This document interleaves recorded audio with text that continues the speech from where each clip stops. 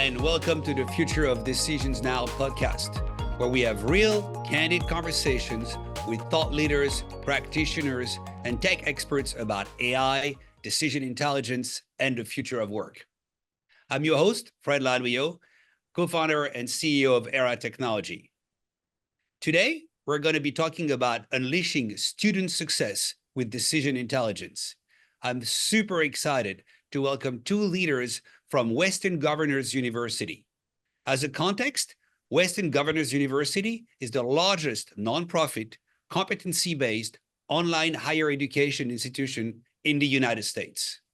With a student population of more than 175,000, the university has awarded more than 380,000 degrees to nearly 340,000 graduates in all 50 states. WGU has been recognized by the White House, state leaders, employers, and students as a model that works in post-secondary education. I'm very pleased to welcome Dr. Jennie Sanders, Vice President of Instruction for Western Governors University, and Dr. Joe Dery, VP and Dean of Data and Analytics, Computer Science, and Software Engineering for the School of Technology at WGU. In her role, Jennie leads transformation initiatives impacting 2,600 faculty and 170,000 learners. Jennie combines the tool of digital transformation with the skills of human development to improve student experiences and outcomes. Jennie holds a BS in chemistry from the University of Utah, a PhD in biochemistry from Cornell University, and has over 15 years of experience in higher education, serving in leadership, innovation, and instructional roles. In his roles at Western Governors University, Joe equips students with the skills to drive meaningful change in their career with a focus on a strategic blend of mathematics, data management, programming, and business influence. Before transitioning to academia full-time, Joe spent over a decade in progressive data science and digital technology roles at EMC and Dell Technology. He holds a PhD in business analytics and an MS in marketing analytics, both from Bentley University. And now, as Dean of the School of Technology, we're seeing him, along with Jennie and the team at WGU, operationalize the vision of decision intelligence in higher education. Welcome, Jennie and Joe. I've given a bit of an introduction, but I would love to hear from you about your role and respective backgrounds and what you do for university. Jennie, you want to go first? Yeah, absolutely. So as you said, I'm a scientist by training, a biochemist, and I love to see the parallels in systems and systems thinking that I saw in that work with what we do now in serving students and trying to do that at scale to provide opportunity to our students. And at WGU, I lead a very remarkable team of 1,200 instructors. They're located all over the United States. And I also lead several innovation initiatives to help us improve that personalization and scale of the support. One of the things that drives me, especially with this work, is being interested in how we can help humans and machines work differently together to really harness the potential of what we can bring forward for equitable outcomes in education and in opportunity for humans. So I'm super excited for this conversation and for the work we're doing together. Well, super excited as well. And as I said, it's very gratifying to have you guys here. Joe, turning to you, quick intro as well, and what you do for WGU. Sure. So if I step back for a second, so my origin story was really put me with a hands-on keyboard data scientist working for EMC Corporation. And I quickly realized as I started to progress in the data science career that effecting change, so creating change with the data, with the insights, was more of an art than a science. And as somebody that was truly an introvert, somebody that needed to really embrace bartending and improv comedy to be able to really get in and have those conversations, I started to figure out ways to build relationships with partners, with business stakeholders, to really think about how we re-engineer business processes and put the analytics into the right place at the right time. So if I fast forward to 2022 when WGU came calling, there was an opportunity then to start thinking about how we can actually rebuild data analytics, computer science, and software engineering programs and really introduce that human element into the curriculum, which was really exciting, especially being somebody that built a lot of data fluency and analytics fluency trainings for EMC and for Dell Corporation. I also fell in love with the WGU mission and the fact that we could help so many students at WGU scale in this nonprofit organization to really change the lives of so many folks. And of course, with my background, I started thinking, how can we change the lives of so many folks with data and analytics? And then getting to work with amazing people like Jennie and her team who are truly mission driven really started to just paint the picture for what decision intelligence could look like in this application. So thrilled to be here with you all today. I can feel the passion, both of you. It's going to be fun. And I got to learn a lot about WGU myself since we've started working together. And you talk a lot about competency learning. I'd love for you to talk about it, explain what that is, and really what's driving the passion that I'm hearing on the call right now. What makes this this institution really so unique? This university is so unique. I'd love to hear your thoughts on that, both of you. Jennie, you want to start as well? You bet. Sure. Happy to. Well, actually, I'll tell you a personal story. So I'm a first and family college graduate myself, and I have two older brothers, neither of whom went to college. They tried initially for maybe a semester, but it just didn't work in their lives, or it was just set up in a way that it felt pointless to them. They're sitting there just sort of listening to things that they may already know. And I'm happy to say one of my older brothers is now a two-time graduate from Western Governors. Wow. And what makes that special, yeah, right? Yes. Is that for him, he said the learning was always very applicable to the job he wanted to get, to the person he wanted to become, and that he could learn at his own pace. He didn't have to just like follow a group through a prescribed sort of schedule, but instead, when he had time, he could learn, he could demonstrate competency, etc. And he felt very supported as well by his mentor and instructors. And it worked beautifully for him. It's often our president, Scott Pulsiver, will talk about it as the difference between measuring learning instead of measuring time, which is what tends to happen in traditional higher ed. You're measuring a semester. And even if people are learning quickly, if they need a little bit more time to really build that competency in a durable way, there's an arbitrary 16 weeks that they get to do that. And then, it cuts off. Right. We don't do that at WGU. That's amazing. Yeah, it's so relevant for this digital world as well. Joe, anything you wanna add? Any personal story? I'll start with the design of how we start to bring some of these programs to life, and then I can tell a little bit about my personal story too. So one of the things WGU does in this competency-based education model is we start with the expected jobs of our graduates back into the skills needed for those jobs, and then translate those into competencies that actually form the basis of our curriculum. So we start the development of each program or redevelopment of our programs with a job outcome in mind for our students, which really drives what we call factor graduate return, which is that ROI that our students are getting on top of paying what we like to think of as our affordable tuition. So if you were taking the analytics domain, for example, so many students that are coming out, and I know because I used to hire them, they are so focused on building the models, this part of the analytics process that represents 10%, if you're lucky, of what the analytics process actually is.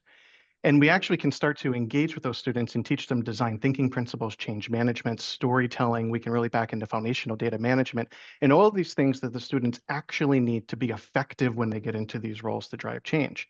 And we do that across all of the different degree programs at WGU, really taking those jobs, going to skills, backing into competencies, and that's how we build not only our curriculum, but our assessments. So when I start thinking about my story, when I was going from undergrad to master's, I was working full-time at EMC at the time, and I was making that commute to, you mentioned Bentley University, trying to get to a 5 p.m. class, sitting in rush hour traffic, sweating bullets because I'm worried that I'm going to be walking into class 10, 15, 20 minutes late, especially on days with an exam. And I had a family at home I had to provide for. I like to cook dinner in my house too, and I knew that everything was going to be taking us into the late evening. And when I start thinking about, that's just one story, and I was lucky enough to have at that time a full-time job and and a car to make that commute. But the students that have so many other challenges where they cannot get to a physical campus, or they may be coming from their second job or their third shift, or they may be doing childcare for an infant at home or something like that. And now they're trying to make it to that 5 p.m. course to run across campus from the student parking lot or the visitor parking lot in the rain, in the sleet, in the hail, just to sit down to potentially, to Jennie's point, listen to a topic where they already have that skill, or they may have comprehended it in the reading or the homework. WGU completely flips that model on its head, but it also starts to create some opportunity areas as well. When we think about students logging in at 3 o'clock in the morning to be able to engage with their learning resources, and maybe one of the instructors is not available because it's 3 o'clock in the morning. Of course. And when you Yeah. start thinking about that environment, a lot of interesting challenges start to present itself that we can really make some significant progress on. So let's dive. This is fascinating.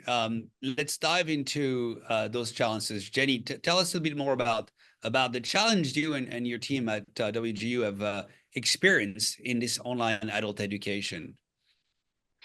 Yeah, well, just to kind of situate it in the broader landscape, we've got over 1 million, I think it's like 1.1 million online students in the United States who are adults in fully online programs. And we know that the retention rates, the success rates for them are about 20% lower than they are in a traditional higher ed environment. And so clearly, as a sector, we have a long way to go in improving our outcomes. And while WGU does a bit better than that, it's still not where we want it to be, for sure. And I also want to say some of our biggest challenges are also what make this work so deeply meaningful. So we currently serve between 170 and 180,000 students at a time right now. And they bring with them just a gorgeous diversity of backgrounds, perspectives, academic experience, skill levels, all those kinds of things. About 70% of them self-identify as being part of one or more underserved populations. And that means that we have a real opportunity for impact, which is what makes it so meaningful. It also means there is no one size fits all, or 2 ways or 3 ways, right, to serve all of these students in the way that they need.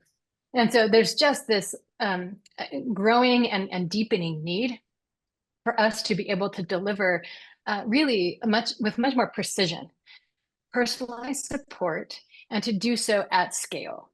And our students currently have mentors and instructors. Their mentor is with them throughout their program, providing support along the way, instructors in the courses, helping them in those learning moments to really develop those skills and that competency. But when we have students starting every month, moving at all different paces, the beauty of self-pace is they move at their own pace. So if I'm a faculty member, in any given day, I could be working with a student who just started the course, who's thinking about starting the course, who's in the middle, who just took an exam, who just failed an exam, like all kinds of things, right? So in that kind of a landscape, how can I best prioritize my time? How do I make sure that I'm spending the right time and I have the best resources for that student to help them in that moment of friction so that it can be productive friction and not the kind of friction that just slows them down? Jennie, this is fantastic. So yeah, this alignment is really critical. Joe, turning to you, how are you planning to use decision intelligence at WGU, and what is your vision for this new frontier in higher education? So if I build on that fabulous response from Jennie and just think about all the pieces that are kind of in front of us, there's a lot of room for distractors in a lot of ways, and let me explain. So you have thousands of faculty members, so this really talented pool of humans, right? This human talent, that human potential, that human connection. You have close to 200,000 students, and you have an at your own pace model, which puts students at different points in that journey across multiple courses. Where if you're an instructor logging in at 7 o'clock in the morning, you're making your plan for the day. By lunchtime, that plan has changed because students have moved. Some have passed the assessment, some have failed. Some have decided to move on to a different course. Some have activated the course. And that's all before you finish your pot of coffee in the morning. So we now have a tech stack as well. We have digital learning resources as well. We have lab environments. We have assessment services. We have partners that we work to. So for example, we may send some students to a third-party proctoring service or a third-party partner to get an external certification. And we need to figure out a way to orchestrate all of that data in a way that can move us forward.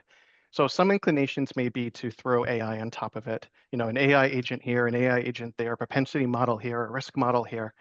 And it becomes a big question of what are you trying to do and what are you trying to influence?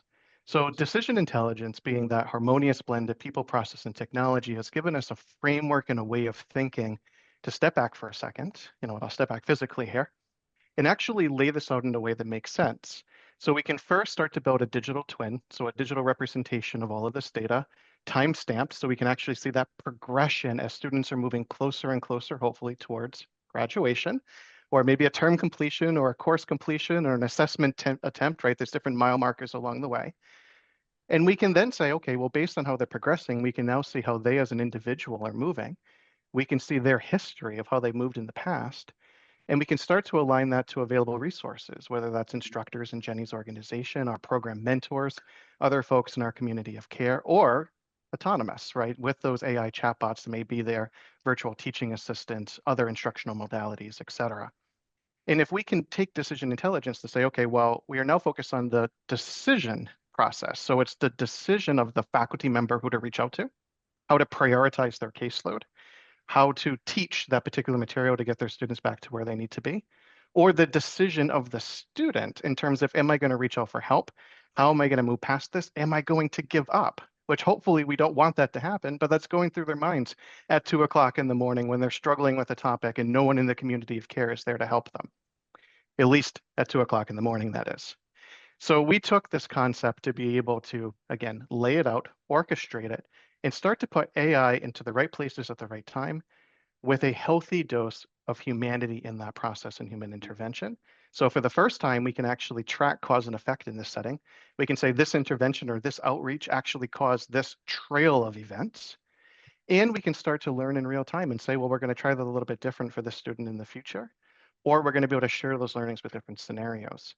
So we're learning a lot as we're going, and we're really thinking about how in the future this can now scale as WGU goes beyond 200,000 students and, eventually hopefully gets to that million mark or even more. That would be awesome. And look, I'm going to leverage your expertise here as well in the world of data analytics and AI. You talked about your training, your foundation, and everything you've done in your career. So a lot of our viewers are hearing about decision intelligence and AI. Of course, analysts are putting those different categories side by side. But in your perspective, what is your definition of decision intelligence? And how is it different from other AI projects?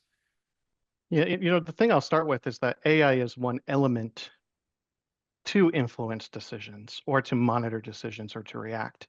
It is a tool in the toolbox, but not the toolbox itself.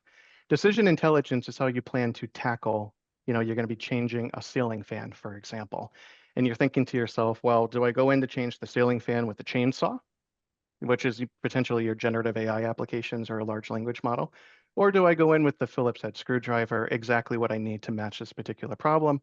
Or do I outsource this and call an electrician? And I'm using an example from this morning because I had to call an electrician to change the ceiling fan in my living room that my father and I couldn't figure out. And decision intelligence is actually all around us. It happens to all of us every single day. And we start thinking about the decision process that we're in. So those internal motivators, the externals around us, the intermediaries, the levers.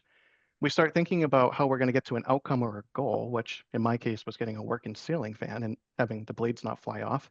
In the case of WGU, it's getting students to that successful course completion or a successful term completion or eventually a successful graduation, right, to get that credential. And then thinking about, well, how do you influence? How do you put that information there in the moment, not 5 hours later, 10 hours later, or too early? So if you can take that process, technology to help you to orchestrate it using digital breadcrumbs where you can. So in the supply chain domain, you can kind of see how an order is moving through a system. In our case for online education, you can see how students moving through virtual learning resources and that course experience, the term planning experience. Even on a physical campus, you can see how students are moving around with badge swipes. Maybe the particular LMS that they're using is capturing within a particular course. There's Internet of Things sensors. You can see when they're going to the coffee shop, right? And you can start to model this and see, okay, well, here is the expected path in an ideal scenario that's either minimizing cost, minimizing time, maximizing outcomes. And you can also see when it starts to deviate, when it starts to go away that you didn't expect.